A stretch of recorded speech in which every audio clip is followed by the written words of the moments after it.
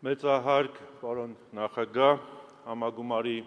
հարգարժան պատվիրակներ, սիրելի հայրենակիցներ, Հանրապետական կուսակցության նախորդ համագումարից անցել են մոտ 5 տարիներ, որոնցից յուրաքանչյուրը կարելի ասել յուրովի ճակատագրական են եղել Հայաստանի և հայ ժողովրդի համար։ Հանրապետականը հետևելով ներքաղաքական և արտաքին իրավիճակներին, վերլուծելով հնարավոր զարգացումները,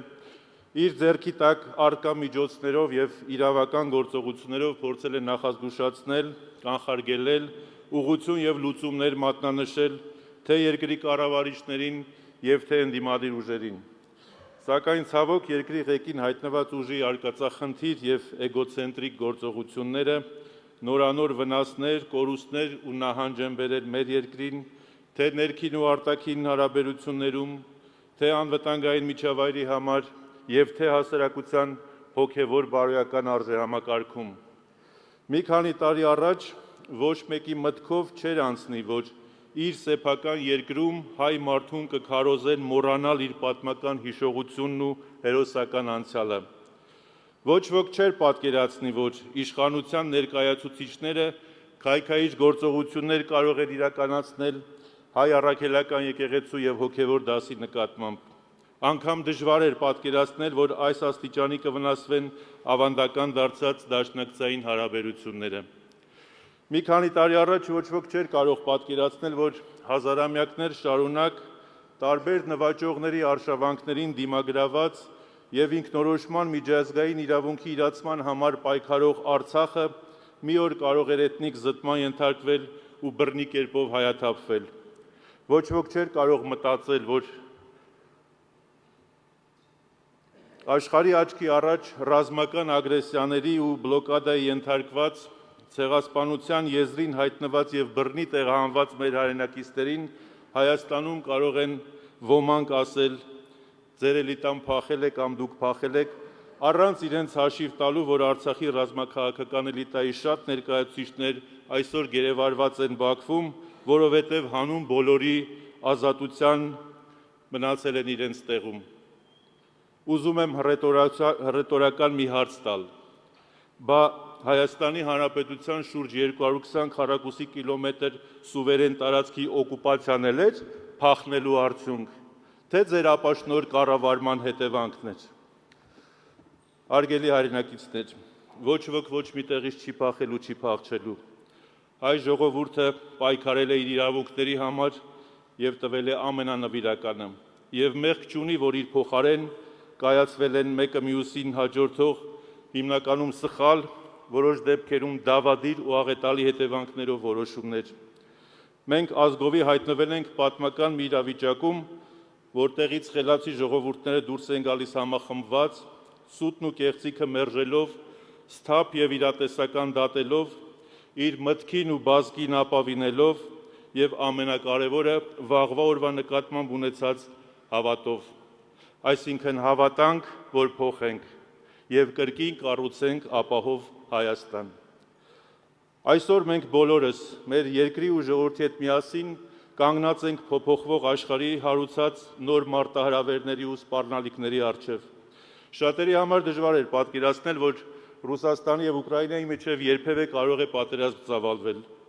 Դժվար էր պատկերացնել, որ տարածքով փոքր Իսրայելը կարող է Իրանի դեմ ռազմական գործողություններ սկսել։ Մի քանի տարի առաջ շատերը չէին հավատա, որ ժողովրդավարական արժեքներ դավանող Եվրոպան կարող է աչք փակել աշխարհի տարբեր վայրերում, նաև Հայաստանում տեղի ունեցող հակաժողովրդավարական գործընթացների վրա։ Օրինակները շատ են, և այդ ամենը խոսում են այն մասին, որ մեր շուրջն աշխարհը փոխվում է։ Փոխվում են միջազգային իրավակարգերը և ստատուս քվոն։ Իսկ դա նշանակում է, որ ապագայի քաղաքական ուժերը խիստ հաշվենկատ ու մեծ պատասխանատվությամբ պետք է վերաբերվեն Հայաստանի Հանրապետության ազգային անվտանգության սպառնալիքներին և ամենակարևորը մեր ինքնության և ինքնիշխանության հարատևության խնդիրներին։ Մանդատակռիվները, իշխանության համար ամեն գնով իշխանությունը պահելու պայքարը, միմյանց սևացնելու արատավոր պրակտիկան, ժողովրդին խաբելու և մանիպուլացնելու տեխնոլոգիաները չեն կարող արդարացվել նեղ կուսակցական կամ խմբային շահերով։ Հարգելի հայրենակիցներ, ապագա տարիների համար վճռորոշ են լինելու առաջիկա հունիսի 7-ի խորհրդարանական ընտրությունները։ Ցավոք, վատ առումով վճռորոշ եղան նաև 2018 թվականի դեկտեմբերի 9-ի և 2021 թվականի հունիսի 20-ի խորհրդարանական ընտրությունները, և անհրաժեշտ է, որ մեր քաղաքացիները հետևություններ անեն կատարվածից։ Ցավոք, հենց վերջի երկու ընտրությունների արդյունքները մեզ հեռացրեցին մեր համազգային իղձերից ու նպատակներից և բացեցին պատերազմի դռները։ Այսօր շատ կարևոր է, որ ընդդիմադիր դաշտում գործող հիմնական քաղաքական ուժերը իրենց ծրագրերին և մոտեցումներին զուգահեռ գործեն մեկ կարևոր սկզբունքով՝ երկրում հասնել իշխանափոխության։ Գալիք ընտրություններում մեր չմասնակցելը բոլորովին չի նշանակելու դիտորդական կամ առավել ևս կրավորական կեցվածք ընդունել։ Իր խոսքում կուսակցության նախագահ պարոն Սերժ Սարգսյանը ներկայացրեց մեր որոշման ծանրակշիռ հիմնավորումներն ու առաջիկա անելիքները։ Կարևոր եմ համարում, որպեսզի մենք բոլորս կենտրոնանանք ընտրական իրավունք ունեցող մեր քաղաքացիներին ընտրության գնալու և գիտակցված ընտրություն կատարելու հորդորների վրա։ Շատ կարևոր է նաև, որ մեր քաղաքացիները նախապես վստահ լինեն, որ իրենց քվեները ընտրություններից հետո ինչ-որ պահի չեն դառնալու աղետաբեր իշխանության վերարտադրման աջակցող հանգամանք։ Այս հարցում ընտրության գնացող ընդդիմադիր ուժերի քաղաքական կամքը պետք է լինի երկաթյա։ Առանձնապես կարևոր է, որպեսզի հանրապետականներն անհրաժեշտության դեպքում պատրաստ լինենք տարատեսակ քարոզչական ակցիաներով և քաղաքական զանգվածային հավաքներով նպաստել ընդդիմության համախմբմանը, իշխանական կամայականությունների դեմ միասնական ուժերով պայքարելուն, ինչպես նաև նախընտրական մթնոլորտն ու ընտրությունների արդյունքները հնարավոր կեղծիքներից զերծ պահելու հարցում։ Հարգելի հայրենակիցներ, մեր կուսակցության քաղաքական կենսագրությունը, գիտելիքները, փորձառությունը, ծրագրերն ու նպատակները, առաջարկություններն ու լուծումները, կադրային ներուժն ու արտաքին կապերը շարունակելու են ծառայել մեր երկրի ու ժողովրդի անվտանգությանը, արժանապատիվ խաղաղությանը, բարօրությանը և որ ամենակարևորն է,